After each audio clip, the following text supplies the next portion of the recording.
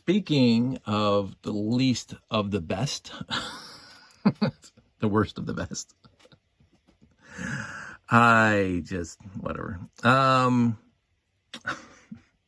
do I even start this? 6956 Stellar Recon Voyager. So in a theme that I absolutely adore, the M-Tron theme, the sets across the board were, from the smallest to the biggest, were so fantastically well done.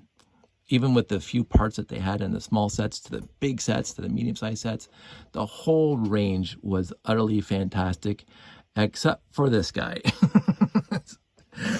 The Stellar Recon Voyager, I like Voyager in the name, 6956, comes in at 221 pieces. 2 minifigs came out in 1990. Again, least of the best. And I would give this guy, I don't know, straight up 70, if that. And again, it's not for lack of trying. And I'm going to say that straight up. It's not for lack of trying, because it really does try to be awesome. It really did try to be awesome. But so many other sets did many of the features in this set, and they did it better. So, and you, of course, we're talking about a theme that has the Megacore Magnetizer. Like, seriously, how do you even top the Megacore Magnetizer? Like, I'm not saying it's a perfect set, but it is so, in the grand scheme of classic space sets, and we're going to get to it, in the grand scheme of classic space sets, it is so utterly fantastic, and it's got a bit of a mythos about how great it is. And this is the second biggest set in the range, and it was kind of okay. Oh, it's okay. I had to rebuild this just now. I grabbed all the pieces out of my collection, and I realized that I was missing the black magnet holders because they're all in my, okay, how do I remember again? Mobile module mechanical technicians. Mobile, yeah, my orange and sand green and gray sets that I built for Chris's thing, and I kept all my sets together, all my mocks together, so they're all in the box in the garage waiting for a show. And so I used up all my black magnet holders. Like, I started building this, where are my black magnet, because I should have lots of them. I did have lots of them, and I think I have about 30 of them, and they're all in my mobile mechanical theme that I built for Chris. And you can go back and look at my previous YouTube videos, I think from at least a year ago, and see what I built there. Just look for orange in a video picture, M3T. So I used them all up, so I had to use white ones here, and I'm sorry, so they're white. That's the only substitution, because I do own them. I do own lots of them. But I don't have them now because they're in a build, or lots of builds. So let's talk about this thing again. 6956 Stellar Recon Voyager. So let's talk about the good parts first. Lots of magnets. Lots and lots and lots of magnets. And from a distance, it looks good. It looks like a cross between, I would say, a Galaxy Explorer and the Cosmic Fleet Voyager, the 6986. It's kind of got that 6986 vibe to it, but it's a one-piece ship and not a two-piece ship. It has this standard M-Tron stuff with the magnets in the back, and this thing drops down. But even this guy, singularly uninspired. You got the particle ionizer, you got the Megacore Magnetizer, you got the other ships that have something like this on it, and they're all greebled out. They're all fantastically cute and whatever. And this thing, all they do is they just put on a 4x6 plate, and they put like lattice fences there to hold stuff in there. That's all they did. Like, it is, this thing is uninspired compared to the other ones. Like, really, it's uninspired. It's a box with fold out walls. Like, it's just, I don't know. I remember buying it. I remember bringing it home. I remember building it and going, really? That's it? and the abruptness of it, like the walls here, and the flat, like, I don't know. It doesn't look smooth. Again, let's go back to the good parts. I do like the mini fences. Again, it brings holes into the cockpit, which again we talked about in previous videos that you want it to be sealed. So I would have rather this been panels, 1x4 tiles with panel on the side, but I do like the look of that here. I do like the amount of trans green they just dropped all over this set, like all over the set has trans green, like the big dishes, awesome to have. The little thrusters up here, awesome to have. The trans green in the back of the big gray thrusters, awesome to have. When I open this up and look inside, that right there reminds me of the Galaxy Explorer. Because again, that's how the Galaxy Explorer guy sat. And it's kind of like the entire interior besides the control panel and the steering wheel is empty. And that's exactly what the Galaxy Explorer was. Besides the control panel and the steering wheel, there is no seats, there's no nothing. And this basically copied that. The interior is absolutely bereft of anything except for a control panel, which again, what I keep on mentioning is necessary. And this one has it, and the steering wheel. But when you close that up and you get these guys on the side and they kind of lock into place so they're not flying around, that's kind of neat. These corner pieces, always really cool to have. These double sloped windows frames, always cool to have. 4 antennas, just fantastic. And I've already talked about the big radar dishes. The back end is basically, this whole thing is just to make this thing work. And so again, if you want to talk about waste of space, and I talked about it in the last episode, that's what I call it, that my last video, and we're definitely going to be talking about it when we get to the Space Police 1 capital ship. This is a huge waste of space in here just to hold this guy, but it's a cute gimmick. So it comes down and picks it up and then just pulls it into place. And with the I didn't even notice that this thing was, there we go. Using the 2x2 modified plate with the little round on top to make this thing center properly. Brilliant. Absolutely brilliant. That's inspiring. The bottom, actually not bad. Looks cool. And because they alternated some colors, they could have made the whole thing black and they wouldn't have cared. But it would look like meh.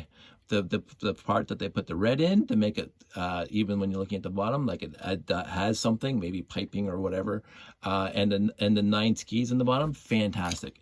The support coming off the 2x3 inverted and 2x3 slope here, very, very inspired. I use that many times after this, and I think I actually have it in the layout inside the building where I have flying buttresses, basically.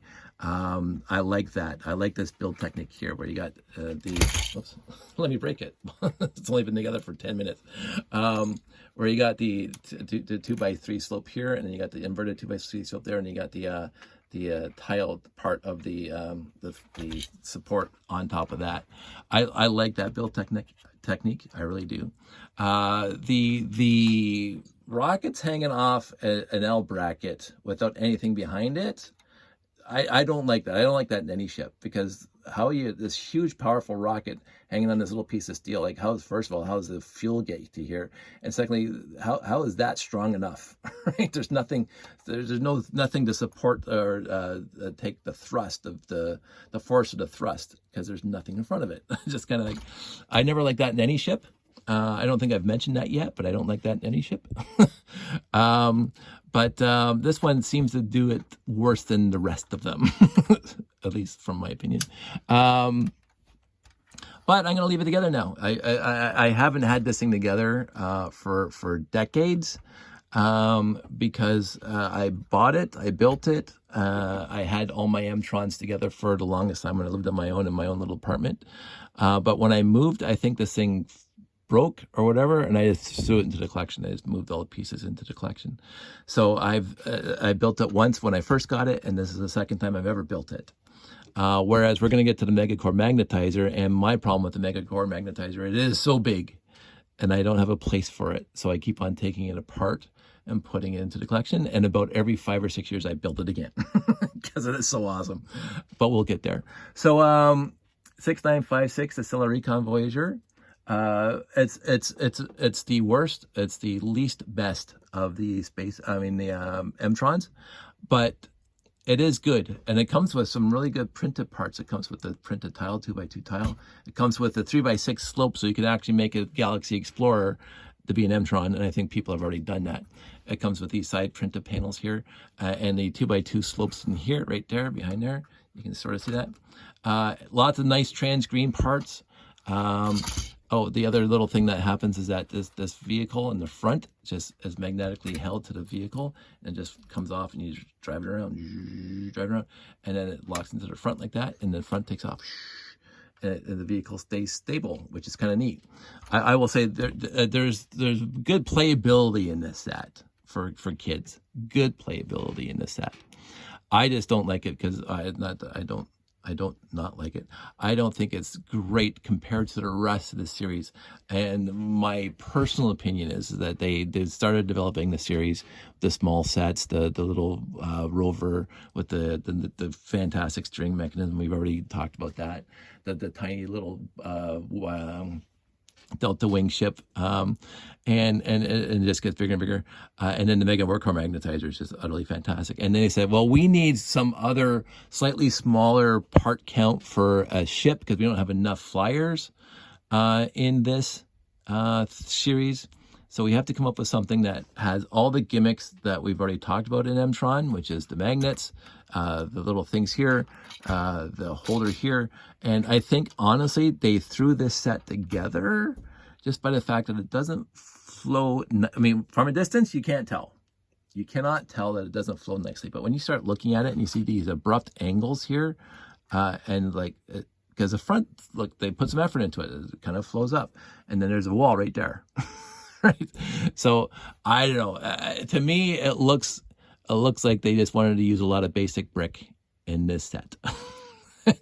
So anyway, the one thing I wanted to talk about while I was gathering pieces for this, and the one thing I will tell you about this set right now is that I actually couldn't find my 1x16 red bricks. I have no idea where they are. I don't know if I built them into something. I don't know if they're in the layout itself as reinforcements for something and hidden built into the tower or something. Because I thought I had a lot of red 1x16s and I couldn't find a one of them. So it's like, where did they all go? So again, I used one 1x8 there and one 1x8 there on both sides. So it's four 1x8, or yeah, 4 1x8s instead of two 1x16s.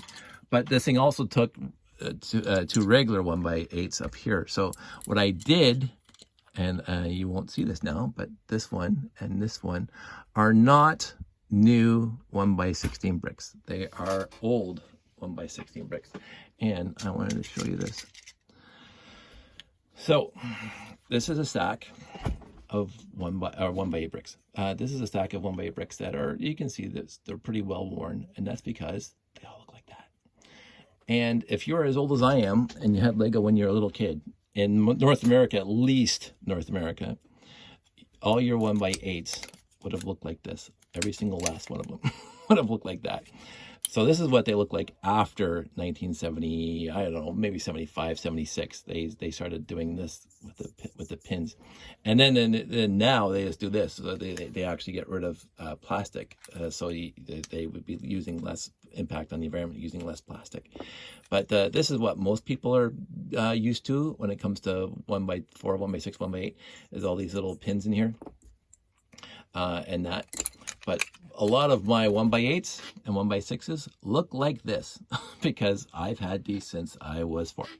So, and the interesting bit is some are really well more. I can guarantee I got some of these in lots. I've got some old lots from the late 60s and early 70s. But the thing about these bricks is that you can put something on the bottom and you can slide it back and forth. Because these little walls here are higher than the stud. So there's a void below the stud. So my friend Pete sent me instructions that he got online from a guy who built a puzzle box that uses 1x2s, the cleared 1x2s, because 1x2 cleared don't have the pin inside now. They did when I was in the 70s, but they don't have it there now. And so it would slide across one stud like that. But of course, you can do it with a 1x8 and have a huge slide back and forth if you have an old 1960s 1x8. So what I do is I do keep my old 1x8s, try to anyway, out of the 1x8 bin, because all my 1x8s in the bin look like that. But I found these actually in the bin, so and so I put 2 of these original. It's like when I put the waffle plate in my Galaxy Explorer, my albino Galaxy Explorer. I don't think that's a nice word that we can use anymore. My white Galaxy Explorer. Sorry for that if I didn't want to be whatever. So I do apologize for that. I won't use that term again. But I have a white Galaxy Explorer up there somewhere. And there's a 4x8 plate on the back of the Galaxy Explorer that covers where the guy sits with the vehicle. And I use my waffle plate, my white waffle plate, because any place I get to use, and there's a couple other places in the Galaxy Explorer where they use a 4x8 plate, and I use waffle plates because I can. So I used 1x8 red here and here on this guy, just because I can. And nobody's ever going to know, because this thing's going to stay together now. I'm just going to put it in the bin with the rest of the classic space sets that I've been building. And sooner or later, I'm going to set this up at a show. And if you're watching this now and you come to a show in the future and you see this set, you can say, hey, Dave, those are not real 1x8s, because those are the old 60s versions. And we'll laugh and we'll have a good time. And I've completely forget about this conversation by tomorrow, so you'll just make a, hey, Dave, you talked about this. I'll forget. Because I forget everything. But I do appreciate historical Lego, that where they change the molds. I'm not saying this is better, but it is better, because these things, like, look, you can slide this all the way across, right? Now you can put this anywhere you want, right? So this is better for building, for strength and stuff like that, and for the ability that, because you can't do that now. This thing will not slide back and forth. But I can see me using this technique for something. Maybe I keep on meaning to make another puzzle box of my own, and this will probably factor into that. At least maybe a 1x4 or something like that. Oh, and there's a printed headlight brick. But I wanted to talk about that, because when I was pulling these things out of my 1x8 bin to get the pieces for this guy, I saw these and I said, I could talk about this, because sometimes younger people and even older people didn't realize, because historically what's happened overall is a lot of people who are fans of Lego when they're a kid often get rid of it when they hit 12, 13, 14. And of course, then it comes to me, which is great. And then they start collecting it again when they have kids, and they realize how much fun Lego is. And they get right back into it, and they start collecting, and they start getting pieces, and they say, oh, they've always looked like this, because they don't remember when they were 4 or 5 back in the early 70s that they looked like that. My good friend Gary can do all the details of when these bricks were produced and when they were discontinued and blah blah blah. I do absolutely adore Gary Isak's posts on Facebook, the Vintage Lego Facebook post from Gary, because he has a wealth of information. And I bought a CD and I have it somewhere, but again, I don't have a CD player in my laptops right now to actually use it. But he has a wealth of information of all this stuff and the decades that these things were produced, and North America versus Europe and blah, blah, blah, all that stuff. And it's just a joy to watch and a joy to listen to, a joy to read. And I'm just contributing in my small way that these are original 1x8 bricks, and these are what you have now, basically. And so they did change it, and they changed it for a reason. It makes it better. But having the old historical stuff's kind of cool. So I thought I'd share that. And I've already talked too much about it. We're already into 20 minutes. Tangents about Lego, regarding Lego. So I'm going to put those away. I'm going to talk about this thing one more little bit before we wrap this thing up. It is a good set. It is a good set. It's not a great set. It has lots of trans green in it. The trans neon green in it. It has wonderful printed parts in it. It has some really good plays / gimmicks in it. Like I do really, I always like that part right here where it sticks to the front and it stays there when you take off. I love that bit of this guy. But honestly, I think my personal opinion is that they needed a big flyer, and this was the last set, and they kind of just threw it together. I mean, it's okay for what it is, but the rest of this series, it looks like they put a lot of effort into designing the sets, and this one they put medium effort into designing the set. But it's got some really good pieces. It's got some black wing plates on it. As I said, it's got the corners, the windows, big black wing plates, flex hoses in gray, and as I say, all the tons and tons of trench green. Two minifigs. Can't go wrong with Eventron minifigs. And they put some effort into it. As I say, the bottom's cool. Looking at it as it is, it looks cool. It's just when you get up close and personal to it, you realize that there's a lot that they could have improved. But that's it. So that's all I'm going to say about this one. We are going to take our time because I think the next three, 6957, 6958, and 6959 are all builds. Like I had to build this one. I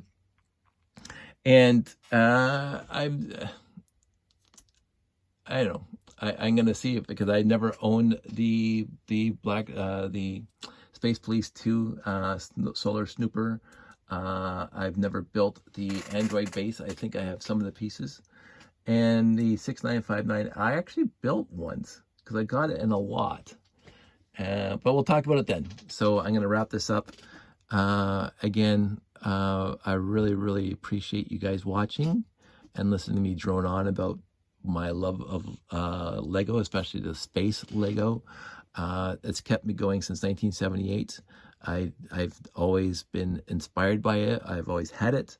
I never did public displays until Greg Highland did his public display at one of our hobby shows. And I said, hey, that's a great idea. I'm going to start that. And then that thing over there showed up. So inspired by Greg, inspired by other people, inspired by Chris on Lugnet, Mark on Lugnet. Lots of people inspire me. And you guys also inspire me. And I love when you guys comment and have your great ideas and points, and you guys inspire me. So I'm going to keep this up. I'm going to keep it going. And but not tonight because I'm going to go to bed. It is 11 o'clock. So everybody out there, stay safe. Take care. And I don't know when I'm going to get around to finishing those other three, but when you know, I'll know. So you guys take care. Talk to you soon.